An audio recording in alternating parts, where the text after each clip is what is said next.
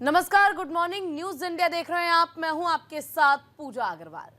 नमस्कार, आपके साथ मैं हूं सुरभि तिवारी और सबसे पहले सुर्खियां अखबार की में हम बात करेंगे मनमोहन सिंह के अंतिम विदाई को लेकर।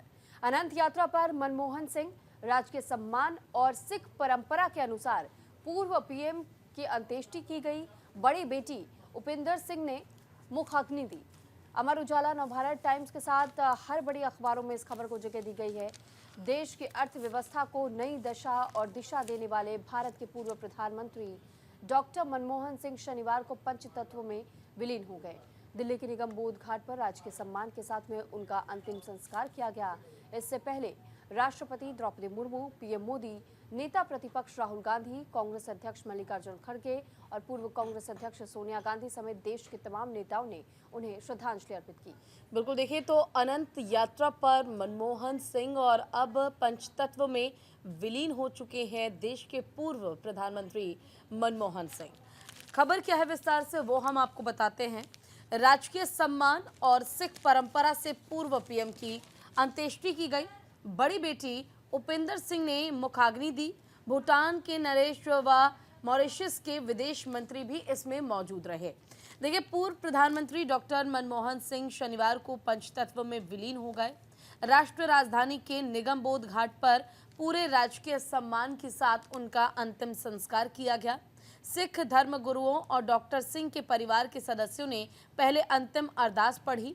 बड़ी बेटी उपिंदर सिंह ने धार्मिक मंत्रोच्चार के बीच पिता को मुखाग्नि दी और इससे पहले सुरक्षा बलों ने सलामी दी और बिगुल वादकों ने अंतिम घोष बजाया। सिंह की पत्नी गुरशरण कौर, तीनों बेटियां उपिंदर सिंह, दमन कौर और अमृत कौर भी मौजूद थी। डॉक्टर मनमोहन सिंह का पार्थिव शरीर तिरंगे में लिपटे हुए और फूलों से सजे ताबूत में सुबह उनके आवास से कांग्रेस मुख्यालय पहले लाया गया था और वहां से मनमोहन सिंह अमर रहे के नारे के बीच अंतिम यात्रा रवाना की गई और सैन्य जवानों के साथ अंतिम यात्रा 11:15 पर निगम बोध घाट पहुंची थी, जहां कांग्रेस नेता राहुल गांधी और सिंह के परिवार के लोगों ने अर्थी को कंधा दिया था।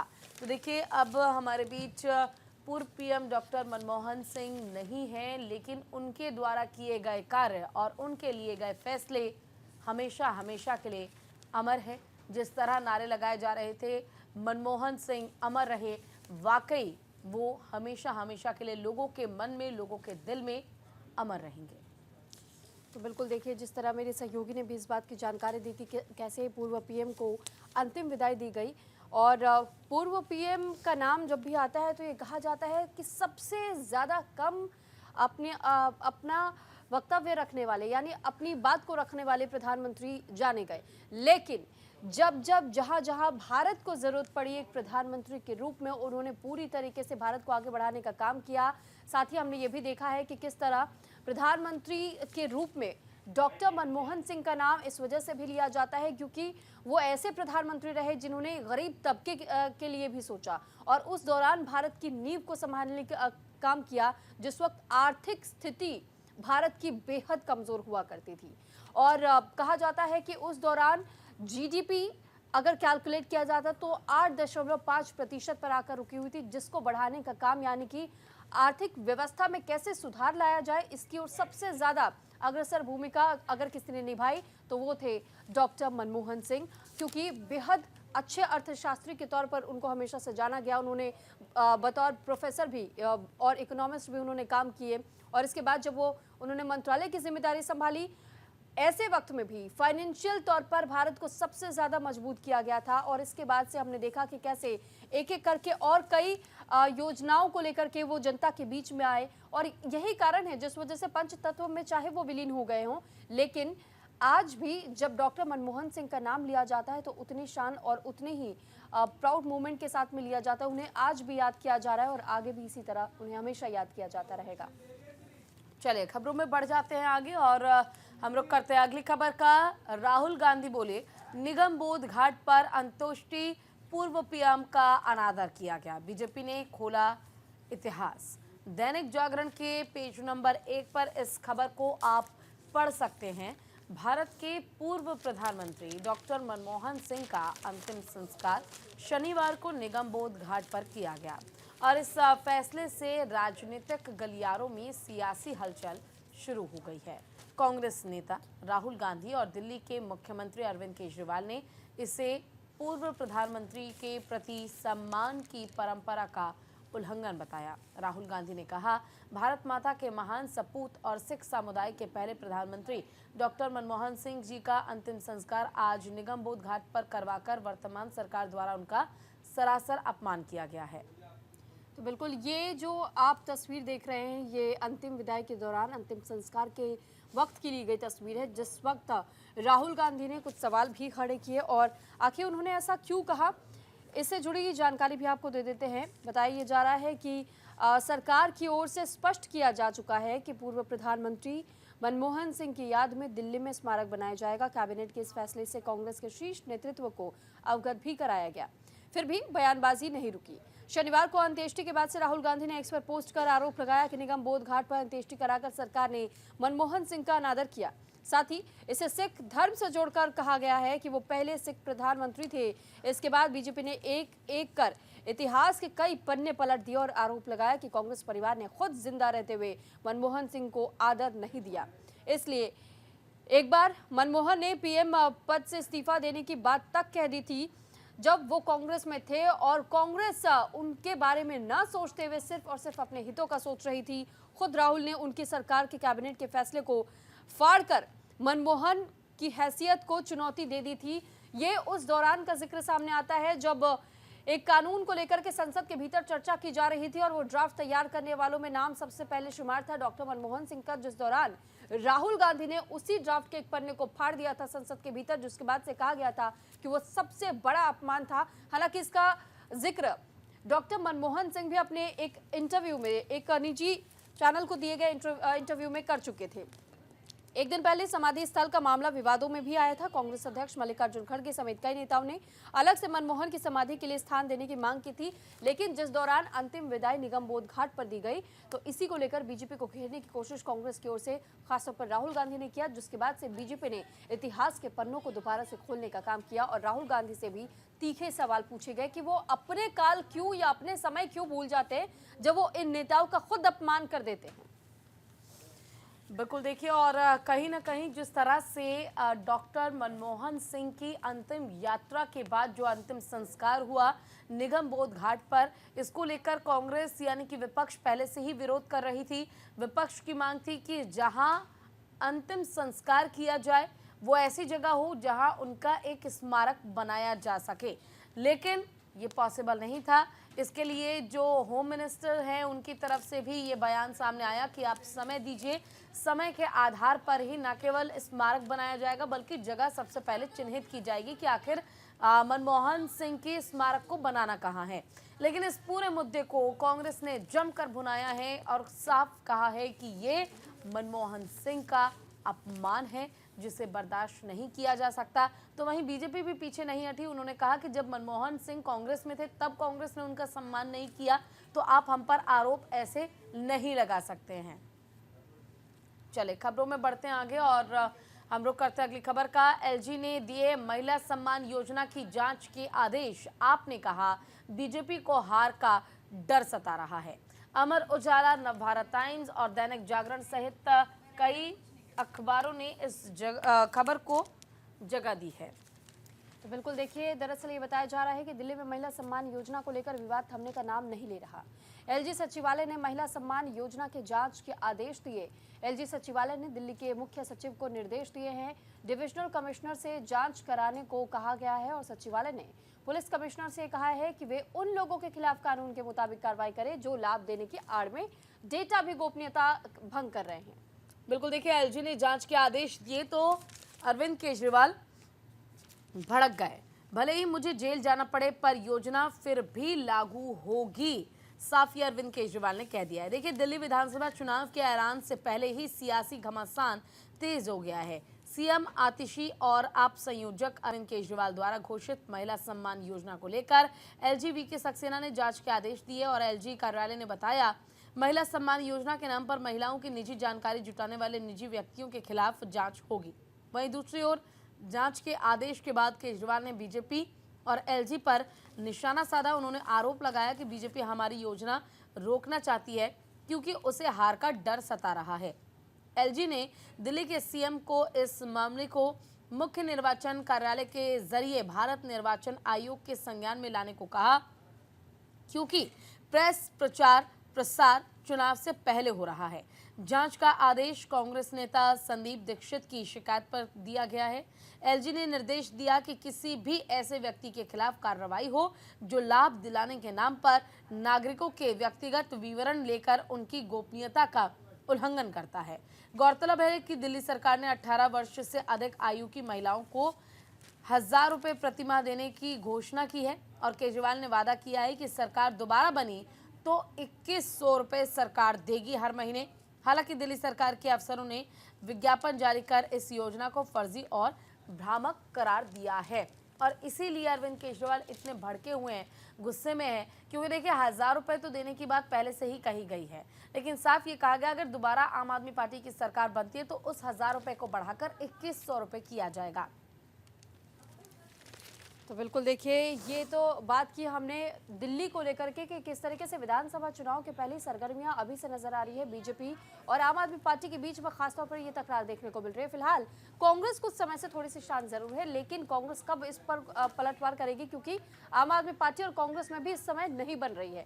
फिलहाल खबरों में आगे हम बढ़ेंगे और बात सुप्रीम कोर्ट से जुड़ी खबर की करेंगे। दरअसल डल्लेवाल को अस्पताल ले जाने का विरोध कर रहे उनके शुभचिंतक नहीं है, ये सुप्रीम कोर्ट की ओर से कहा गया। दैनिक जागरण, नवभारत टाइम्स, अमर उजाला, अलग अलग अखबारों ने इस खबर को जगह दी है और साथ ही ये एक बड़ी खबर आप इसे मान सकते हैं क्योंकि किसानों का मामला लंबे समय से चल रहा है। बिल्कुल देखिए, और सुप्रीम कोर्ट ने 1 महीने से अधिक समय से अनशन कर रहे किसान नेता जगजीत सिंह डल्लेवाल को अस्पताल नहीं ले जाने के लिए कल पंजाब सरकार को कड़ी फटकार लगाई। साथ ही अदालत ने किसान नेता को चिकित्सा सहायता उपलब्ध कराने में बाधा डालने के लिए आंदोलनकारी किसानों की मंशा पर भी संदेह जताया। साथ ही कहा कि डल्लेवाल को अस्पताल ले जाने का विरोध करने वाले उनके शुभचिंतक नहीं हो सकते। तो बिल्कुल देखिए, ये हेडलाइन आप देख पा रहे हैं, पंजाब सरकार का रवैया आत्महत्या के लिए उकसाने जैसा है, सुप्रीम कोर्ट की ओर से ये कहा गया है। दरअसल पंजाब सरकार को पहले ही जिताने का काम सुप्रीम कोर्ट कर चुकी है और पंजाब सरकार ने किसानों की मांगों को लेकर के आमरण अनशन कर रहे किसान नेता जगजीत सिंह डल्लेवाल को अस्पताल में भर्ती किए जाने के मुद्दे पर असमर्थता जाहिर की है।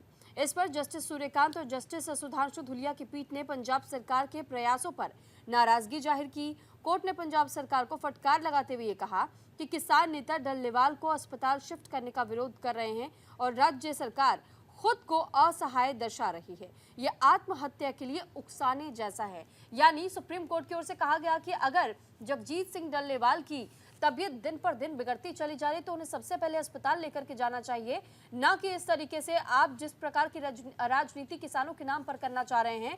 ऐसे में पंजाब सरकार को यह लताड़ सुप्रीम कोर्ट की ओर से लगाई गई और सुप्रीम कोर्ट ने सवाल पूछा है कि आखिर पंजाब सरकार किसानों के सामने इतनी असहाय अपने आप को क्यों दर्शा रही है, क्यों कोई कदम नहीं उठाया जा पा रहा है। और पंजाब सरकार का ये वाकई एक फेलियर के तौर पर देखा जाएगा, क्योंकि पंजाब सरकार इस बात को बखूबी समझती है कि अगर जगजीत सिंह डल्लेवाल को कुछ भी होता है तो फिर किसान कितने ज्यादा आक्रोशित हो उठेंगे, क्योंकि जगजीत सिंह डल्लेवाल एक बड़ा चेहरा है किसान नेताओं के बीच में भी, किसानों के बीच में भी, और खासतौर पर पंजाब में उनका अपना एक रुतबा है, एक वर्चस्व है, जिस कारण ये माना जा रहा है कि जगजीत सिंह डल्लेवाल ने जब ये फैसला लिया कि वो अनशन पर डटे रहेंगे, इसके बाद से कई बार कोशिश जरूर की गई कि उनसे बातचीत हो, उनके अनशन को खत्म करवाया जाए, लेकिन जिस वक्त वो अपनी जिद पर अड़े रहे, इसके बाद अब देखिए उनकी तबीयत बिगड़ती चली जा रही है। दरअसल ये बताया गया पंजाब सरकार की ओर से कि डल्लेवाल को अस्पताल में शिफ्ट किया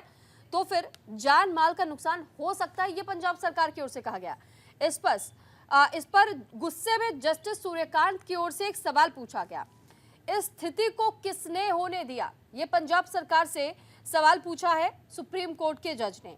पंजाब सरकार की ओर से जवाब दिया गया, धरना स्थल को किसानों ने घेर रखा था, हम एक जान बचाने के लिए 4 जानें नहीं गंवा सकते थे। यानी पंजाब सरकार ने अपने आप को इतना असहाय दिखाया कि अगर हम मदद के लिए आगे बढ़ते भी, किसानों की तरफ से अगर हमला किया जाता और उस हमले में अगर और एक व्यक्ति को बचाने के जगह 4 लोगों की जान चली जाती, तो हम फिर उसके बाद किस पर सवाल खड़े करते। इस पर भी कोर्ट ने कहा, अगर आपकी सही मंशा से की जाने वाली किसी कार्रवाई का विरोध होता है तो आपको इसका सामना करना होगा। आपको लगता है कि केंद्र सरकार से किसी प्रकार के समर्थन करने की जरूरत है तो हम निर्देश देंगे। डल्लेवाल को बताया कि वे स्वास्थ्य लाभ के बाद अनशन जारी रख सकते हैं। तो फिलहाल आप ये स्थिति समझिए कि जगजीत सिंह अपना अनशन खत्म करने को तैयार नहीं। पंजाब सरकार उन्हें अस्पताल जाने नहीं देना चाह रही है, क्योंकि वो अपने आप को इतनी असहाय दिखा रही है कि अगर हम उन्हें अस्पताल ले जाने की कोशिश करते हैं, हालात बेकाबू होंगे। अब देखना यही है कि आखिर किसानों की ये अनशन कब खत्म होती है, पंजाब सरकार इनसे कैसे डील करती है, सुप्रीम कोर्ट की फटकार कितना असरदार होता है। बिल्कुल, देखिए और खबरों में बढ़ेंगे आगे, जहां ट्रंप की राइट हैंड माइकल वॉल्टिज से मिले हैं जयशंकर। एस जयशंकर ने इस दौरान कहा, नए प्रशासन से द्विपक्षीय मामलों पर विचार विमर्श जरूरी है। और अमर उजाला ने इस खबर को जगह दी है। तो देखिए, भारत के विदेश मंत्री एस जयशंकर 24 और 29 दिसंबर तक अमेरिकी दौरे पर है। यानी 24 से लेकर 29 दिसंबर तक का ये दौरा अमेरिका का एस जयशंकर का बताया जा रहा है। अपनी यात्रा के दौरान उन्होंने नवनिर्वाचित राष्ट्रपति डोनाल्ड ट्रंप के राष्ट्रीय सुरक्षा सलाहकार एनएसए के नामित उम्मीदवार माइकल वॉल्टिज से मुलाकात की। इस मुलाकात के दौरान दोनों नेताओं ने भारत और अमेरिका के बीच द्विपक्षीय साझेदारी और वैश्विक मुद्दों पर विस्तृत चर्चा की। एस जयशंकर ने कहा कि उनके साथ काम करने के लिए उत्सुक है। विदेश मंत्री एस जयशंकर और अगले अमेरिकी एनएसए वॉल्टिज दोनों ने भारत और अमेरिका के बीच द्विपक्षीय साझेदारी के साथ साथ वर्तमान वैश्विक मुद्दों पर भी व्यापक बातचीत की। बिल्कुल, देखिए और नए प्रशासन से द्विपक्षीय मामलों पर विचार विमर्श बहुत ज़रूरी है, एस जयशंकर ने ये कहा है। खबर क्या है विस्तार से वो हम आपको बताते हैं। देखिए, विदेश मंत्री की ट्रंप सरकार में एनएसए नामित वॉल्टिज से वैश्विक मुद्दों पर बातचीत हुई है। भारत ने अमेरिका में 20 जनवरी के बाद आने वाले नए प्रशासन के साथ मेलजोल बढ़ाते हुए पुराने अच्छे रिश्तों के साथ लॉबिंग बढ़ा दी है। विदेश मंत्री एस जयशंकर ने नवनिर्वाचित अमेरिकी राष्ट्रपति डोनाल्ड ट्रंप द्वारा नामित राष्ट्रीय सुरक्षा सलाहकार माइकल वॉल्टिज से मिलकर उनसे द्विपक्षीय साझेदारी और मौजूदा वैश्विक मुद्दों पर चर्चा की। जयशंकर ने कहा कि किस तरह द्विपक्षीय कारोबारी और रणनीतिक रिश्ते और आगे बढ़ सकते हैं। जयशंकर 24 दिसंबर से 29 दिसंबर तक आधिकारिक यात्रा पर अमेरिका में हैं और ये भारत सरकार और भावी ट्रंप प्रशासन के बीच उच्चतम स्तर की पहली व्यक्तिगत बैठक थी। जयशंकर ने एक्स पर लिखा, वॉल्टिज से मुलाकात करके बहुत खुशी हुई। वो बोले, हमने द्विपक्षीय साझेदारी के साथ साथ मौजूदा वैश्विक मुद्दों पर व्यापक बातचीत की। वॉल्टिज जैक सुलिवन की जगह अमेरिकी एनएसए बनेंगे और जयशंकर ने अमेरिका में भारतीय दूतावास और महावाणिज्य दूत की टीम के 2 दिन सम्मेलन का समापन किया और उन्होंने आपसी विचार विमर्श पर भरोसा जताया और कहा कि इसमें फासला बढ़ने से द्विपक्षीय साझेदारी को नुकसान पहुंचेगा। और इतना ही नहीं, देखिए दोनों देशों में साझेदारी और मजबूत होगी, ये भी बात कही गई है। इससे पहले दिन में जयशंकर ने बताया कि उन्होंने वॉशिंगटन डीसी में भारतीय दूतावास और भारतीय महावाणिज्य दूतों की टीम के साथ अत्यंत समर्थक 2 दिवसीय सम्मेलन में भाग लिया और उन्होंने एक्स पर लिखा, विचार विमर्श के बाद मुझे विश्वास है कि भारत अमेरिका साझेदारी के निरंतर मजबूत होने की गति में तेजी से आगे है। उन्होंने टीम को दोनों देशों के हित को देखते हुए नए प्रशासनिक अधिकारियों के साथ मेल मिलाप बढ़ाने और उन्हें द्विपक्षीय संबंधित संचार जारी रखने के लिए कहा गया है। तो बिल्कुल देखिए, भारत और ख़ास तौर पर अमेरिका के रिश्तों को लेकर जब बातचीत करते हैं और जब से डोनाल्ड ट्रंप के हाथ में एक बार फिर से अमेरिका की कमान आई है, तो इसके बाद ही आपने ये कई बार सुना होगा डोनाल्ड ट्रंप ने किस तरीके से भारत की तारीफ की है, ख़ासतौर पर प्रधानमंत्री नरेंद्र मोदी की। और इस बीच जो अमेरिका के मिनिस्टर्स हैं और ऐसे ही भारत के भी मिनिस्टर्स के बीच में ये मुलाकात हो रही है और इस बीच आपने सुना कि कैसे अमेरिका के होने वाले एनएसए के साथ में ये मुलाकात एस जयशंकर की रही और ये माना जा रहा है ये मुलाकात भी बेहद सक्सेसफुल रही। केदारनाथ तक चोटियों पर बिछी सफेद चादर, अमर उजाला ने इस खबर को जगह दी है और नव भारत टाइम्स में भी जगह दी गई है। देखिए, पश्चिमी हिमालय राज्यों में बर्फबारी और उत्तर भारत के मैदानी इलाकों में रिकॉर्ड बारिश से जनजीवन अस्त व्यस्त हो गया है। पारा लुढ़कने से ठिठुरन बढ़ गई है और सड़क, रेल और हवाई यातायात बाधित हो चुका है। बिल्कुल, ये हेडलाइन आप देख पाएंगे। कश्मीर और हिमाचल में भारी हिमपात, श्रीनगर का देश से कटा संपर्क।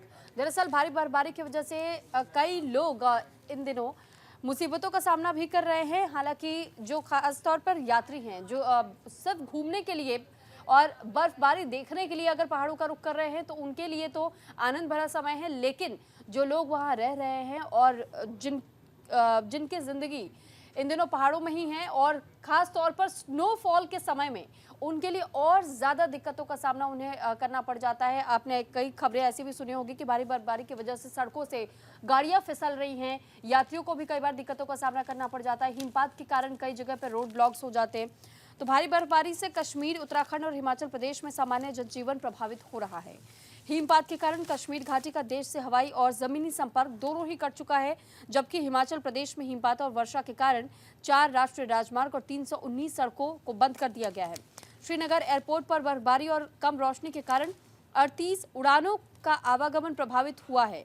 उत्तराखंड में हिमपात में चीन सीमा को जोड़ने वाला तवाघाट टिपुलेख मार्ग बूंदी के पास बंद किया गया, जबकि यहां भी कई जगहों पर भारी बर्फबारी और तेज बारिश की भी खबर रही है। यानी अब देखिए, चाहे वो उत्तराखंड हो, हिमाचल प्रदेश हो या फिर जम्मू कश्मीर ही क्यों ना हो, तीनों जगह इस वक्त सफेद बर्फ की चादर में ढके हुए हैं।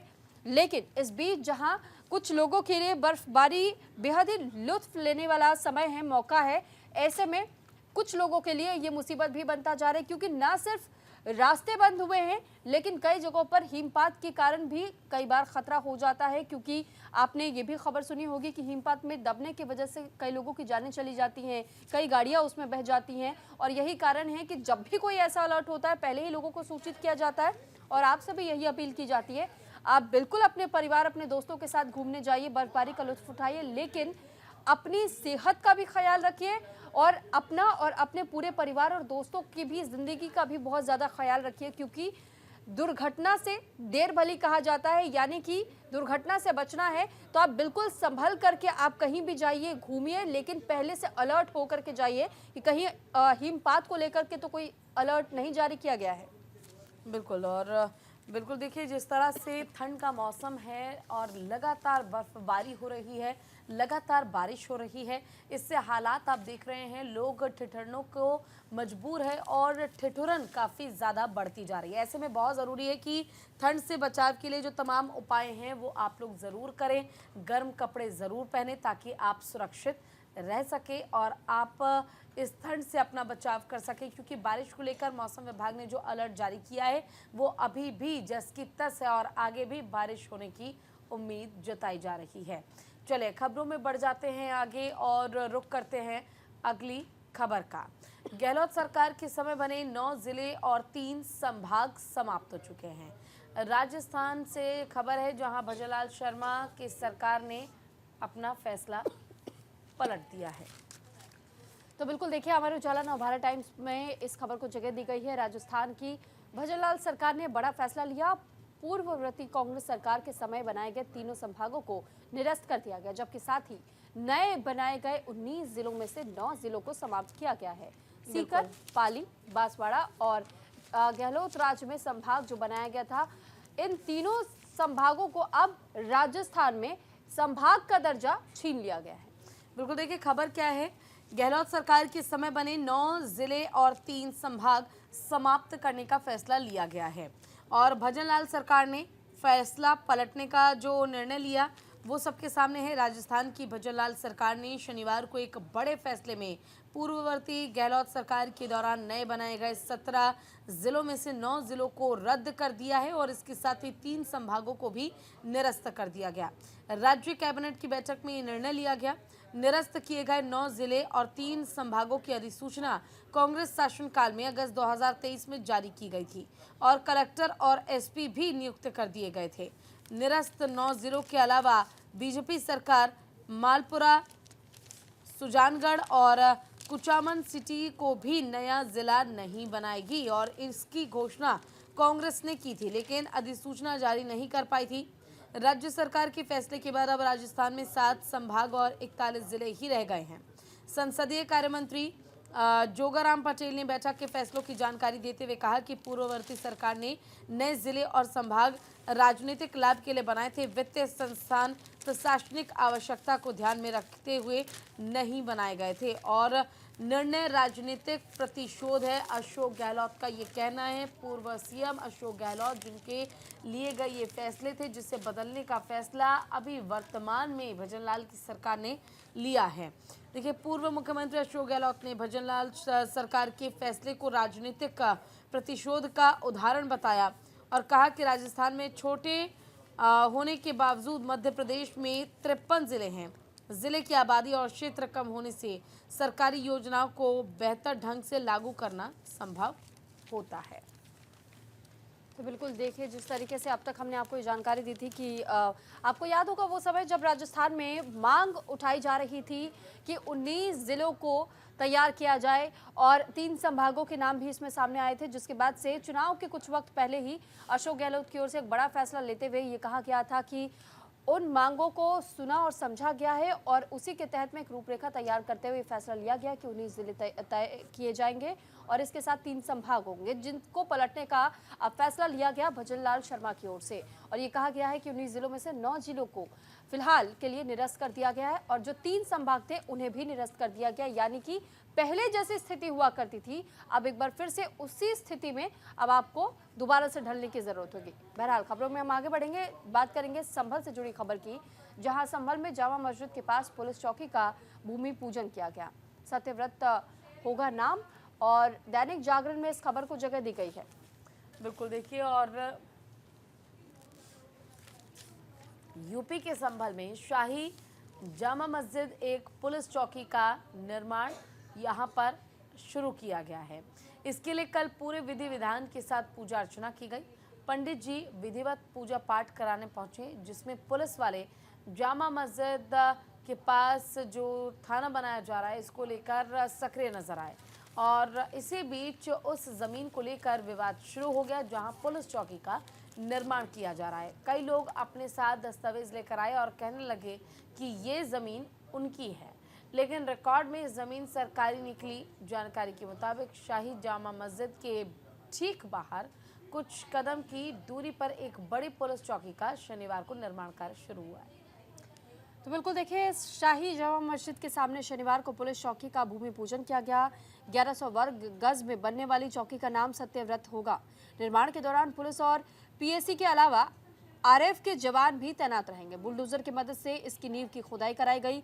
पुलिस चौकी का भवन 1 माह में बनकर के तैयार होने की संभावना जताई जा रही है। साथ ही जानकारी आपको दे दें कि 24 नवंबर को जामा मस्जिद के सर्वे को लेकर के हिंसा हुई थी, जिसमें 4 लोगों की मृत्यु हो गई, जबकि 30 से अधिक अधिकारी और पुलिसकर्मी घायल हुए थे। जामा मस्जिद क्षेत्र संवेदनशील बना हुआ है। हिंसा होने से पहले भी यहाँ अक्सर विवाद सामने आते रहे हैं।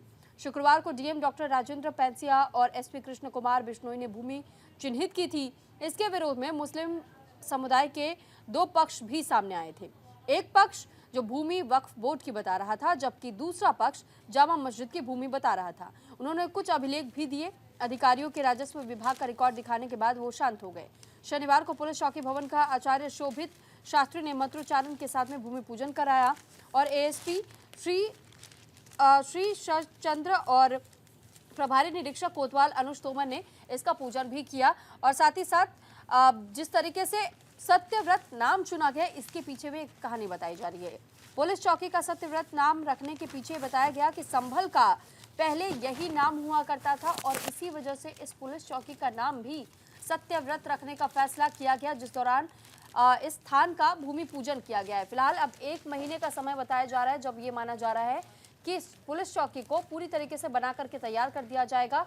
लेकिन जो विवाद था कि क्या ये जमीन वाकई पुलिस स्टेशन जहां बन रहा है उनकी है या फिर जो वक्फ बोर्ड की ओर से क्लेम किया गया, ये जामा मस्जिद की ओर से क्लेम किया गया उनकी है, जिसके बाद जांच जब बिठाई गई तो उसमें पता चला कि वो दस्तावेज पूरी तरह सही नहीं है, गलत दस्तावेज प्रस्तुत किए गए थे वक्फ बोर्ड और जामा मस्जिद दोनों की ओर से, जिसके बाद से दोनों ही पक्ष पीछे हट गए और उसके बाद भूमि पूजन का काम भी पूरा किया गया और अब धीरे धीरे निर्माण कार्य भी जारी है।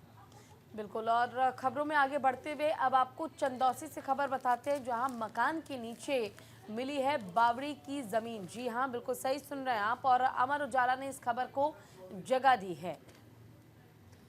तो फिलहाल देखिए, लगातार ऐसी खबरें सामने आ रही है। आपको याद होगा कि संभल में खुदाई के बाद से संभल के नजदीक ही चंदौसी से ये मामला सामने आया था, जहां बावड़ी की दीवारें मिली थी। चंदौसी के मोहल्ला लक्ष्मणगंज में मिली बावड़ी को अस्तित्व में लाने के लिए कल भी खुदाई का सिलसिला जारी रहा। 8वें दिन यहां बावड़ी का सिरा और कुएं की तलाश में खुदाई की गई, तो वहीं एक मकान के नीचे बावड़ी की दीवार मिली। बिल्कुल देखिए, और देखिए जो हेडलाइन है वो भी हम आपको दिखा रहे हैं। चंदौसी में अब मकान के नीचे मिली बावड़ी की दीवार, सिरा और कुएं की तलाश में खुदाई जारी है। मकान के नीचे ही बताया जा रहा है प्रवेश द्वार। खुदाई के लिए 3 टीमों को लगाया गया है। मोहल्ला लक्ष्मणगंज में मिली बावड़ी को अस्तित्व में लाने के लिए शनिवार को भी खुदाई का सिलसिला जारी रहा। 8वें दिन जहां बावड़ी का सिरा और कुएं की तलाशी में खुदाई की गई, तो वहीं एक मकान के नीचे बावड़ी की दीवार मिली है और मकान के नीचे ही बावड़ी का प्रवेश द्वार भी बताया जा रहा है। शनिवार सुबह करीब 10 बजे नगर पालिका की सैनिटरी इंस्पेक्टर जो है प्रियंका सिंह टीम और पीएसी मोहल्ला लक्ष्मणगंज पहुंची। ईओ कृष्ण कुमार सोनकर भी मौके पर पहुंचे और खुदाई के लिए मजदूरों की 3 टीम बुलाई गई। एक टीम को ऊपरी मंजिला के गलियारों से मिट्टी निकालने के लिए काम दिया गया, जबकि दूसरे को सड़क की ओर बावड़ी का सिरा और कुएं की तलाश में खुदाई कार्य में लगाया गया और तीसरी टीम को बावड़ी के दूसरी ओर से सिरे की तलाश में खुदाई में लगाया गया। ईओ ने बताया कि तीसरी टीम को एक मकान के नीचे बावड़ी की दीवार नजर आने लगी है। बताया जा रहा है कि वहां बावड़ी का प्रवेश द्वार है। हालांकि प्रवेश द्वार मकान के कितने अंदर है, ये खुदाई पूरा होने के बाद ही पता चल पाएगा। और कुएं की तलाश में शाम 5 बजे तक खुदाई की गई। ऊपरी मंजिला का कुछ पिछले का गलियारा लगभग साफ हो चुका है और एक साइड के गलियारे में अभी मिट्टी भरी हुई है, जो कि शाम 5 बजे खुदाई कर काम बंद कर दिया जाएगा।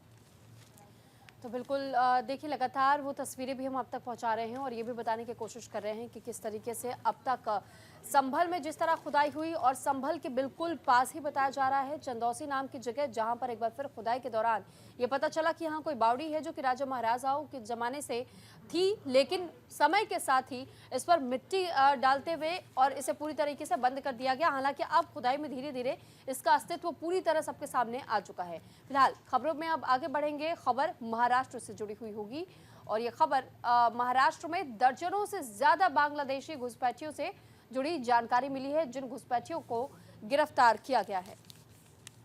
बिल्कुल देखिए, और कहीं ना कहीं ये खबर भी हम आपको दिखा रहे हैं। महाराष्ट्र एटीएस ने 6 महिलाओं समेत 16 बांग्लादेशी घुसपैठियों को अवैध रूप से भारत में रहने के लिए गिरफ्तार किया है। एटीएस द्वारा चलाए गए विशेष अभियान के दौरान राज्य में ये गिरफ्तारी की गई है। तो ये बिल्कुल कॉर्नर में आप देखेंगे ये खबर है। इस खबर के बारे में डिटेल में आपको बता देती हूँ। दरअसल महाराष्ट्र आतंकवाद विरोधी दस्ते यानी कि एटीएस ने 6 महिलाओं समेत 16 बांग्लादेशी घुसपैठियों को अवैध रूप से भारत में रहने के लिए गिरफ्तार किया। एटीएस द्वारा चलाए गए विशेष अभियान के दौरान राज्य में ये गिरफ्तारी की गई। अधिकारी ने इस बात की जानकारी दी कि नवी मुंबई में पुलिस की सहायता से 24 घंटे के दौरान थाने और सोलापुर में कार्रवाई की गई। हमने 6 महिलाओं और 7 पुरुषों को गिरफ्तार किया। इन सभी के विरुद्ध विदेशी अधिनियम और अन्य संबंधित कानून के तहत 3 मामले पंजीकृत किए गए। इन बांग्लादेशी घुसपैठियों ने जाली दस्तावेज के आधार पर आधार कार्ड जैसे भारतीय दस्तावेज तैयार कराए और एक अधिकारी ने बताया कि एटीएस और पुलिस के संयुक्त दस्ते ने जालना से 3 बांग्लादेशी घुसपैठियों को गिरफ्तार किया।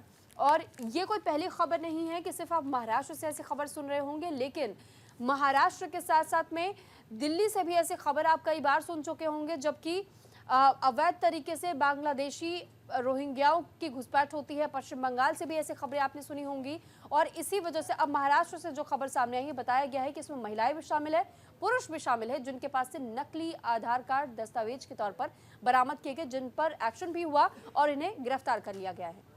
बिल्कुल। और खबरों में आप बढ़ते हैं आगे, रुक करते हैं अगली खबर का। आपको बताते चले, छत्तीसगढ़ के शराब घोटाले में पूर्व आबकारी मंत्री और करीबियों के ठिकाने पर ईडी का छापा जारी है। दैनिक जागरण में पेज नंबर 14 पे इससे जगह दी गई है। तो फिलहाल देखिए, छत्तीसगढ़ के कथित शराब घोटाला मामले में अब ईडी की एंट्री हो चुकी है। ईडी ने कल पूर्व मंत्री और कांग्रेस विधायक कवासी लखमा के घर पर छापा मारा। इसके अलावा उनके बेटे समेत 7 जगहों पर ईडी की छापेमारी चली। इस कार्रवाई में 50 से ज्यादा ईडी के अधिकारी और करीब 100 जवान शामिल बताए गए, जबकि कवासी लखमा पर आरोप ये है कि 2020 से लेकर 2022 तक जब छत्तीसगढ़ के आबकारी मंत्री थे, तब उन्हें हर महीने 50 लाख रुपए कमीशन के रूप में दिए जाते थे और पूर्व मंत्री लखमा लगातार अपने बयानों को लेकर चर्चा में बने रहते हैं। बिल्कुल देखिए, और यह हेडलाइन है, छत्तीसगढ़ के शराब घोटाले में पूर्व आबकारी मंत्री और करीबियों के ठिकाने पर ईडी ने छापेमारी की है। खबर विस्तार से आपको बता देते हैं। देखिए, छत्तीसगढ़ में हुए 2200 करोड़ के शराब घोटाले में प्रवर्तन निदेशालय यानी कि ईडी ने ताबड़तोड़ छापेमारी की। कांग्रेस सरकार के पूर्व आबकारी मंत्री और कोटा विधायक कवासी लखमा, उनके बेटे हरीश कवासी लखमा के पूर्व ओएसडी जयंत देवागन, सुकमा नगर पालिका अध्यक्ष राजू साहू, सुकमा के ठेकेदार रामशरण सिंह भदौरिया और कांग्रेस नेता सुशील ओझा और पूर्व मंत्री के करीबी रहे राम भुवन कुशवाहा के कुल 7 ठिकानों पर छापेमारी की गई और रायपुर के धर्मपुरा स्थित कवासी लखमा के बंगले में ईडी की टीम ने उसे घंटों पूछताछ की और ईडी के अलावा ईओडब्ल्यू की टीम जांच कर रही है। देखिए, फिलहाल आरोप है कि मंत्री रहने के दौरान उन्हें हर महीने 50 लाख रुपए कमीशन के रूप में दिया जाता था और ईडी सूत्रों के अनुसार छापेमारी में दस्तावेज खंगाले गए हैं, बैंकों से हुए लेन देन की जानकारी जुटाई गई है। उल्लेखनीय है कि पूर्ववर्ती भूपेश बघेल की सरकार में हुए शराब घोटाले के मामले में अभी 12 आरोपी जेल में बंद हैं। जांच ईडब्ल्यू की ओर से की जा रही है और ईओडब्ल्यू में दर्ज एफआईआर में 71 लोगों का नाम शामिल है। इसमें कांग्रेस सरकार में आबकारी मंत्री रहे कवासी, खाद्य मंत्री रहे अमरजीत भगत, पूर्व विधायक यूडी मिंज, गुलाब कमरो और शिशुपाल का नाम भी शामिल है। यानी छत्तीसगढ़ में कुल 2200 करोड़ के शराब घोटाले मामले में प्रवर्तन निदेशालय ने छापेमारी की है और कांग्रेस सरकार में हुए घोटाले में आबकारी मंत्री रहे कवासी का नाम एफआईआर में दर्ज है। तो बिल्कुल, अब इसी के साथ हम खबरों में आगे बढ़ेंगे और अगली खबर का रुख कर लेते हैं जो शिमला से जुड़ी हुई है। शिमला के ईडी कार्यालय में फिर से सीबीआई का छापा पड़ा, एक और बिचौलिया गिरफ्तार किया गया है। दैनिक भास्कर, अमर उजाला में इस खबर को जगह दी गई है। बिल्कुल, तो देखिए, मनी लॉन्ड्रिंग से जुड़े 2 शिकायतों में 2.5 करोड़ की रिश्वत मांगने के मामले में सीबीआई की कार्रवाई से प्रवर्तन निदेशालय मुख्यालय तक हड़कंप मच गया है और शिमला में ईडी कार्यालय में सीबीआई ने फिर दबिश दी है और सुबह करीब 11 बजे से अपराह्न 4 बजे तक कई दस्तावेज खंगाले गए हैं।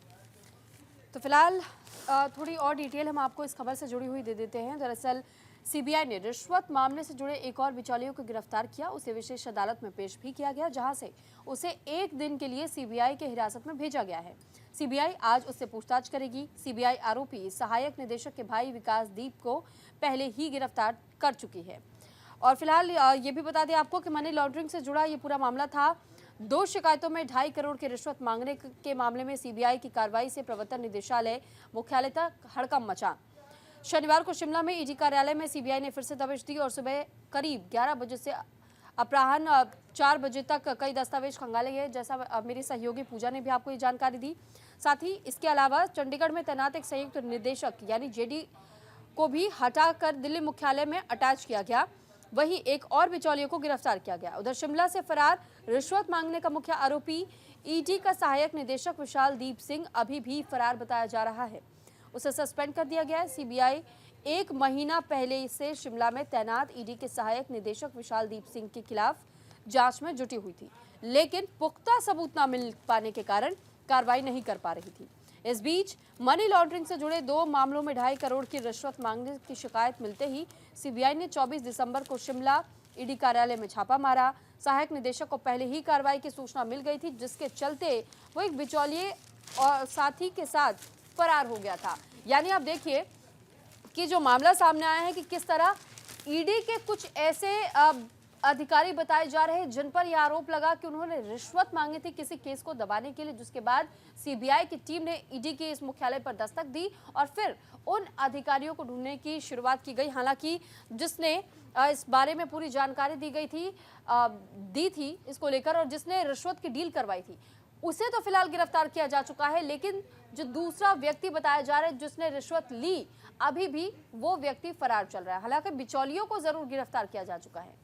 बिल्कुल, चलिए खबरों में बढ़ते हैं आगे। कानपुर में मदरसे की आड़ में साइबर ठगी, मौलाना समेत 2 लोगों को गिरफ्तार किया गया और इस खबर को अमर उजाला दैनिक जागरण ने जगह दी है।